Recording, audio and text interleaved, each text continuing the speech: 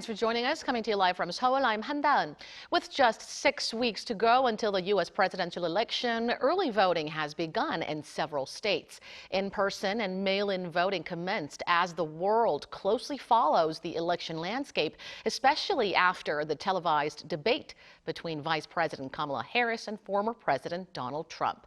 Meanwhile, tensions between Israel and the Iran-backed Hezbollah have escalated to dangerous levels, complicating U.S. efforts to stop the ongoing war in Gaza.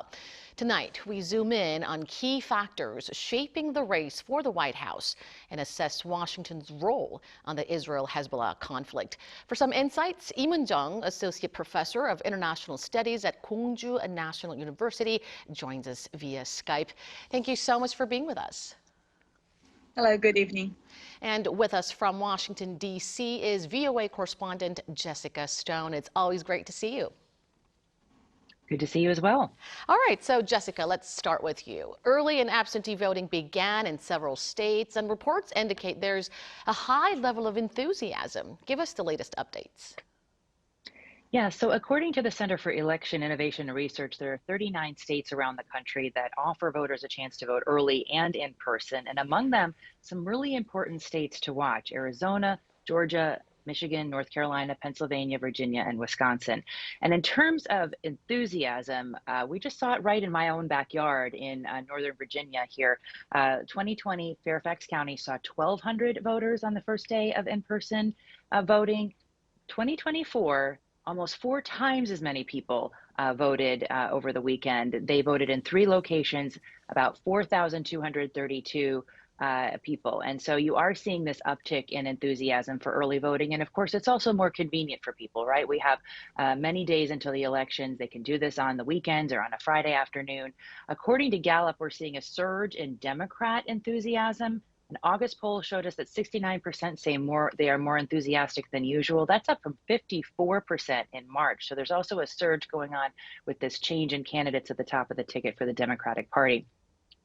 By contrast, we're seeing Republican enthusiasm, according to that same Gallup poll, drop. And that poll also shows that just 1 in 6 registered voters are still undecided. So it's a very tiny group of people that have yet to be convinced one way or the other as to November's outcome.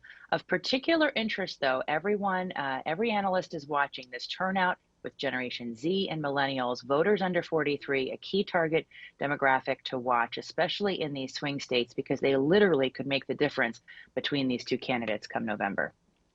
Well, from President Biden's exit to 2 assassination attempts against Trump, it has been a tumultuous summer in the lead up to the election, hasn't it? And now the sprint to election day has begun. And Jessica, much attention has been drawn to the impact of the TV debate between Harris and Trump on the race for the White House. What has been the response from the public and the media, and how has it influenced recent polls? So I think without question, the majority of analysts looking at the debate results said that Vice President Harris won that debate, that she made more cogent arguments. However, we have to remember that polling now is not only going to encompass the reaction to the debate, it's also going to encompass the second assassination attempt on former President Donald Trump. Polling now reflecting both of those things, but Harris still ahead of Trump, although always within the margin of error. We're seeing some states even turn back towards Trump. But again, the margins are thin. According to CBS News, this is where everybody lines up at this point. Especially in the battleground states. I'm going to keep coming back to this as long as we talk about the election. These states are where the election is going to be decided. In Pennsylvania, they're tied with within the margin of error, which is 4 points. Michigan ahead.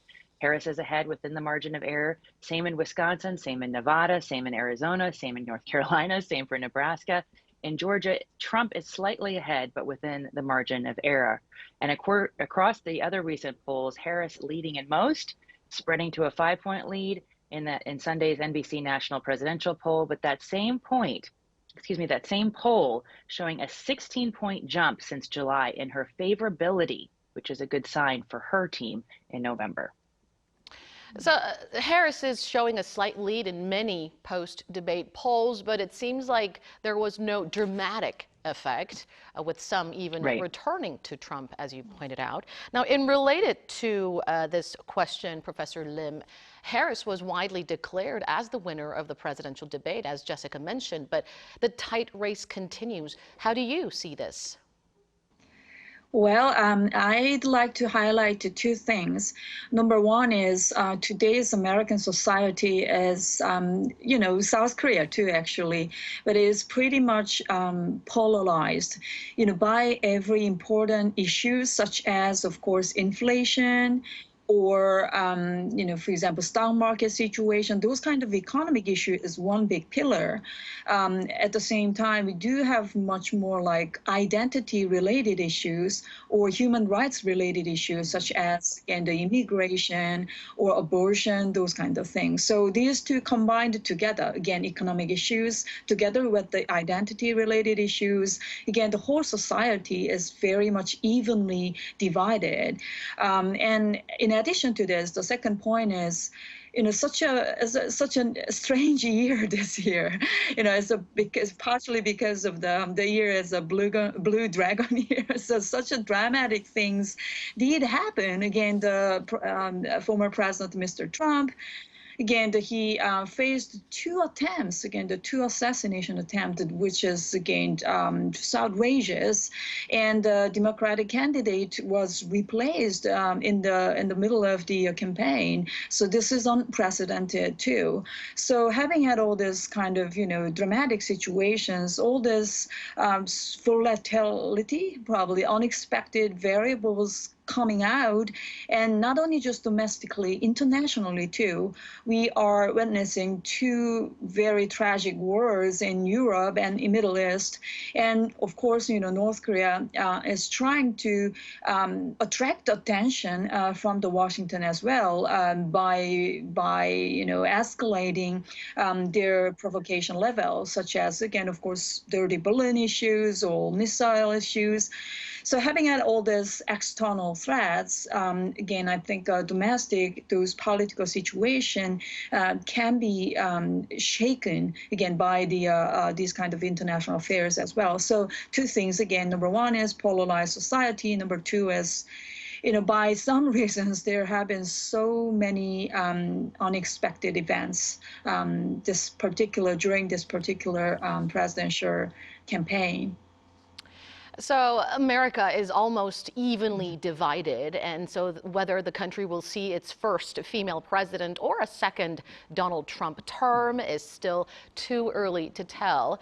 Jessica, as the election nears, Harris and Trump have recently campaigned in key battleground states like Michigan, Georgia, and Wisconsin. And as you stressed many times, it'll all depend on those swing states. So what are their post-debate strategies to attract more undecided voters?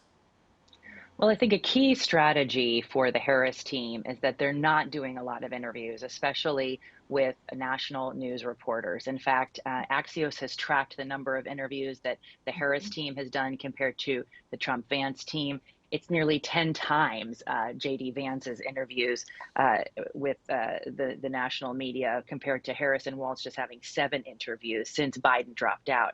The other thing is that when she does do interviews, she's doing them with specific groups of people, local reporters, African-American reporters, Hispanic reporters.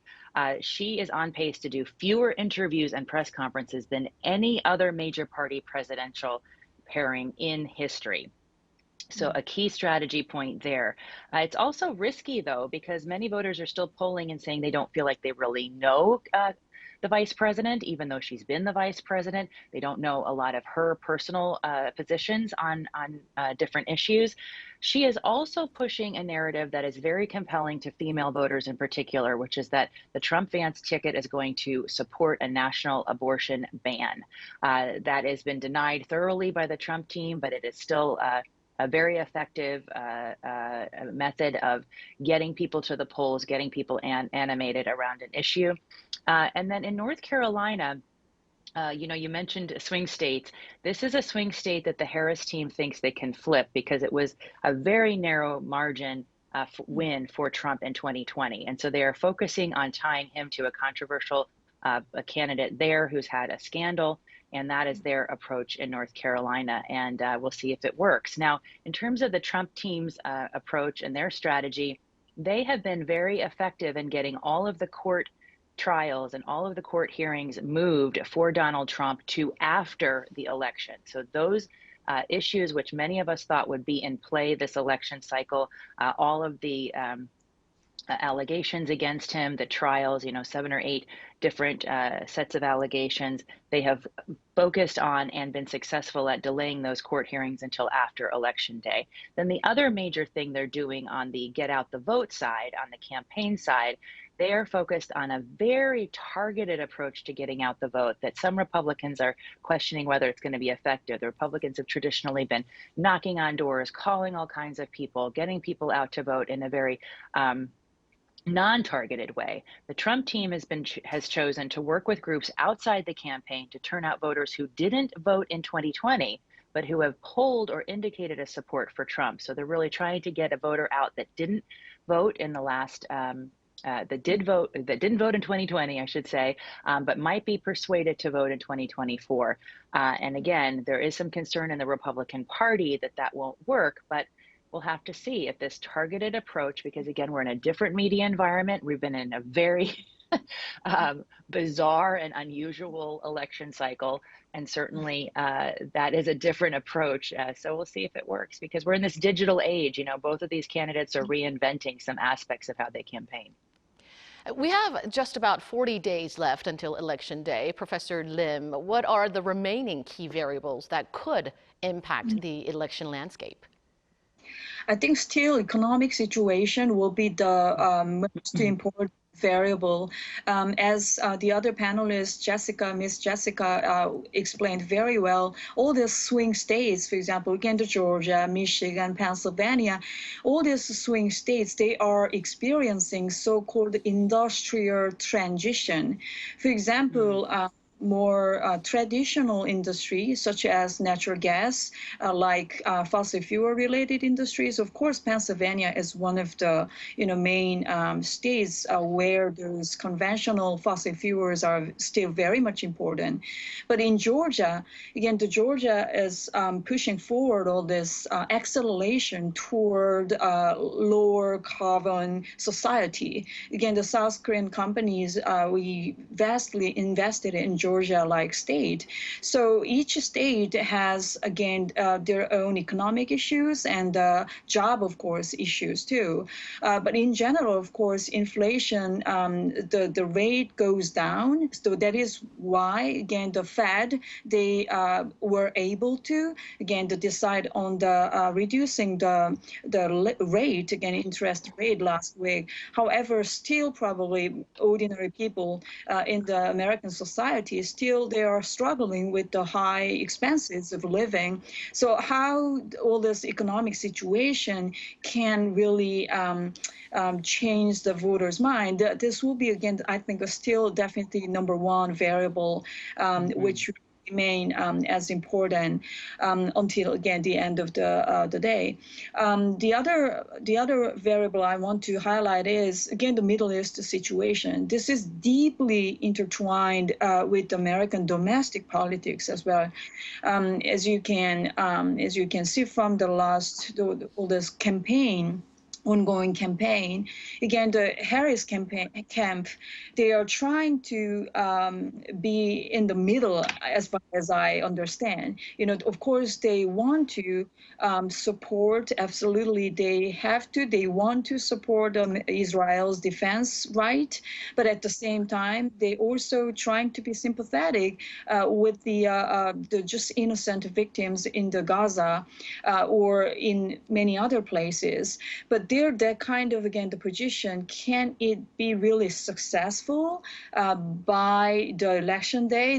This is a huge question mark to me, because of all this, very dramatic situations between Israel and Hezbollah, or even Iran, and again, the Hamas, all this more like, tensions are going on. So how, probably those kind of, again, situations tensions in the Middle East can be another variable for the undecided voter to determine their position. Again, some will probably just choose some candidate to stop the war, whereas some other voters will choose the candidate to just support value. So it can be, I think, another big variable to determine again their position for the voter. Attention is now shifting to the vice presidential TV debate between Tim Walz and J.D. Vance, set for October 1st. Jessica, what are the key watch points, and would it have an outcome significant enough to impact the race? Yeah, that's going to be on October 1st. CBS News hosting it in New York City, which is not a battleground state, so it's an interesting choice of locations. It's going to be hosted by two female hosts, the premier Sunday show, which is typically the big political host, Margaret Brennan, and then Nora O'Donnell, the main evening anchor. We do expect Waltz to kind of press into that every guy, normal guy, guy you want to have a beer with kind of image, leverage that and challenge Vance on his version of that image, because they both come from the middle of the country. He's going to call attention, we expect, to sort of the Yale education, the private equity career that J.D. Vance has gone into. And Vance, in contrary, and he's been a real attack dog on the campaign trail, using a lot of his interviews to really criticize the other team and campaign heavily on the issues for Trump. He's going to paint Harris and Waltz as radical liberals, accuse them and their rhetoric of being responsible for the second assassination attempt on Donald Trump, and attacking Waltz for falsely claiming that he served in combat. Both of these men have been in the U.S. military. J.D. Vance, a Marine public affairs officer, Tim Waltz in the Army. And they will probably get into their military records. They've sparred over that in the past as well. Now, you talk about how important the VP debate is. I think, normally we don't see that it really moves the needle quite a bit, because these are not the main decision makers on the ticket. But in this case, if we don't get that next debate between Trump and Harris, this could be the last debate before Election Day. And so that may give it more import for people. We'll have to see if people tune in. Again, it's not as clear that people are motivated by the second person on the ticket, but they do balance out the ticket. And so if this is the last debate, there may be more people watching, more people able to be swayed, saying, well, okay, this is sort of the other half of the White House ticket that I'm voting for when I make my decision in November. And staying with you, Jessica, shifting gears to the Israel-Hezbollah conflict, what is Washington's stance on their worsening clash? And is it still optimistic about mediating a ceasefire deal between Israel and Hamas soon? In a word, it would appear that no, they are no longer optimistic about that at all. The Wall Street Journal had an exclusive over the weekend, citing White House, State Department, and Pentagon officials on background, or excuse me, not on background, but not cited as named. They all said there will not be a peace deal before the end of the Biden administration. They said or really, I should say that's a change, because previously officials said both sides had agreed to 90% of the text. And what they keep saying is that Hamas will advance a set of demands, Israel will agree to them, and then Hamas will not move forward along those lines of agreement. There's also this major obstacle of the ratio of numbers of Palestinian security prisoners that Hamas wants to be released versus the number of hostages that Israel wants to be released. That number keeps increasing. And of course, what we're seeing between Hezbollah and Israel is not helping either. That strike on Beirut, killing a second Hezbollah commander, and now the order not to use any communication devices by Hezbollah and by Hamas in light of what happened with those pagers exploding in the pockets of those wearing them. And before we wrap up, Professor Lim, how do you assess the possibility of the Israel-Hezbollah conflict spreading to a wider regional war?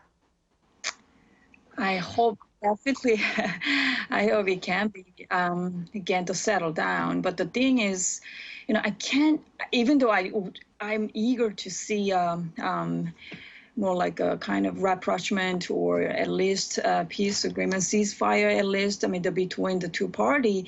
But I can't be that much optimistic because of all this ongoing situation. It's just escalating.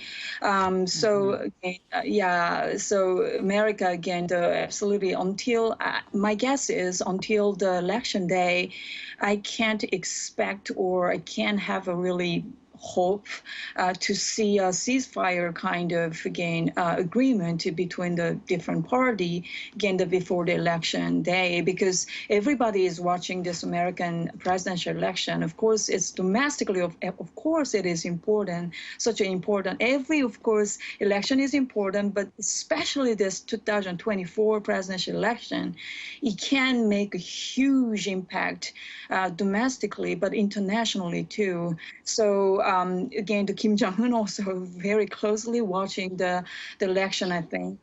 So everybody is watching. So until the probably the election results come out, I can't expect any significant change can be made. All right, we'll leave our discussion there, but we'll continue to keep a keen eye on the developments both in the U.S. and the Middle East. Thank you so much, both of you, for your perspectives. Thank you for having me. And that brings us to the end of the show. Thank you for watching, and be sure to tune in same time tomorrow to join our conversation. Goodbye for now.